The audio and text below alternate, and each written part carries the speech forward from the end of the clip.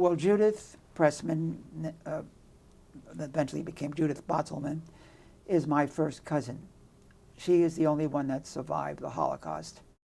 Prior to her father's death, he gave Judith a piece of paper with the name of my father, Anshel or Adolf Pressman in New York. He said, if you ever live and survive this place, that's who you contact, and he will help you.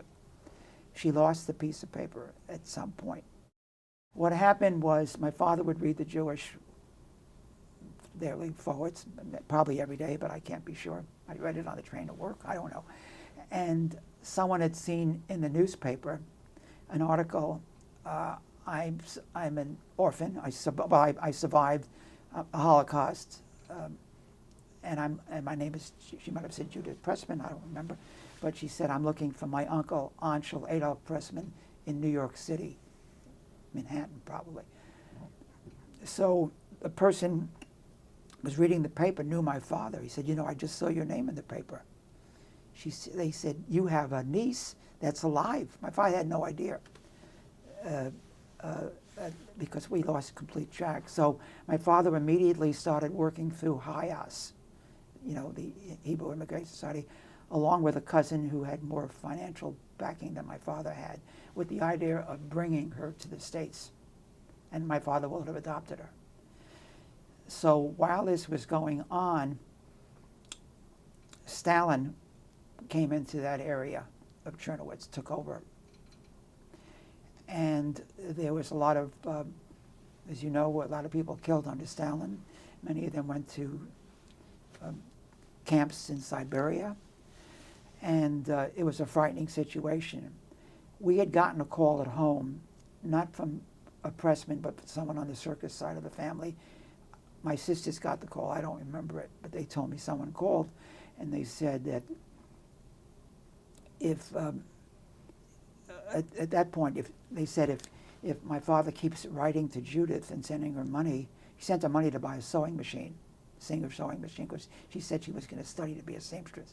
So, and my sister, Toby, was her age, so they either sent her clothes. And they said, if your father keeps doing this, you'll jeopardize her safety. She'll end up perhaps even in Siberia. The best thing to do is to let things cool down. And then after things cool down, maybe she'll contact you or vice versa. So my father patiently waited. Meanwhile, on the other side of the fence, Judith was being followed by an orphanage, since she really wasn't fully adopted, so she was part of this orphanage society. And they said, you know, Judith, they called her Yehudi also. They said, Judith, you know, your father, Adolf, in New York, is probably in his mid-60s. People do die of heart attacks. And he probably died. He could have died. Because they couldn't figure out why they hadn't heard from him. They didn't know that he was told not to. So they said he probably died, and the children are probably not interested, siblings. They're just not interested in pursuing it. So they suggested forgetting about it. I asked a lot of questions, and we had gotten a picture of Judith when she was probably about 14 years of age, and we had it mounted, and every time I would go by the picture, I would think of Judith. And after 10, 20 years, I'd say to my father, what do you think ever happened to Judith? And he'd say, well, you know, a lot of people died under Stalin. She could have easily been one of the million that died. He just accepted the fact that when they came in there, people were killed. So time went on. But I never forgot her. And I would always say to him, what do you think happened to Judith? So 55 years went by. A colleague, was one of my former residents at the hospital, was on a 2-year fellowship in Israel. I said, Simi, I know you're going to be busy, but if you have any time at all, here's the information on Judith. And I gave him the name Ivan Tier and whatever other information I had. So, as you know, Yom HaShoah is celebrated is not the word, it's memorialized at various temples. And in Albany, it's at a different temple every year. We got back from the service. It was at a Reformed temple in Albany. And Marlene said, my wife Marlene said, you have to listen to the cell phone message. So the message was, Howard, this is Sim, I found Judith. I could not believe it.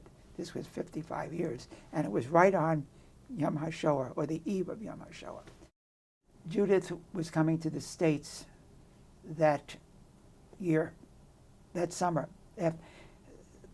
once we found her.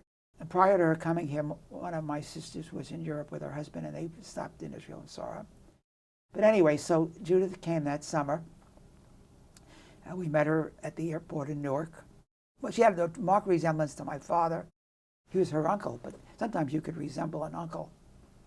And the resemblance was considerable. Her hand structure, short, stubby fingers, her facial, her laugh. I mean, it was very much like my father. And I felt like as if I'd known her all my life, because I've been asking questions about her all my life. So, you know, for me it was moving, but I really felt I had known this person. You know, I spoke to her in Yiddish. My Yiddish became fairly good because after she went back to Israel, I would call her at least twice a month, and we would speak in Yiddish. But I didn't have to increase my vocabulary because it was always family or weather. So I didn't have to really expand on that too much. I feel it's been one of the most gratifying accomplishments, if you want to use the word accomplishments, in my life, even more so than professional. You can't believe how gratifying it was. And one of the moving things to me is after Judith went back to Israel, I remember Leonid telling me this. He said, you have no idea what impact this has had on her psychologically and emotionally.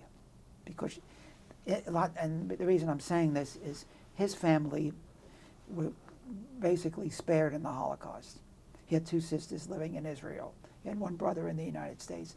So she was invited to all the family functions, but it was always on the other side of the family. And though I believe she was their favorite aunt because everyone loved her, but it was his family, his side. So suddenly he said to me, he says, you know, now when we go someplace, Judith says, you know, I also have a family. They live in America.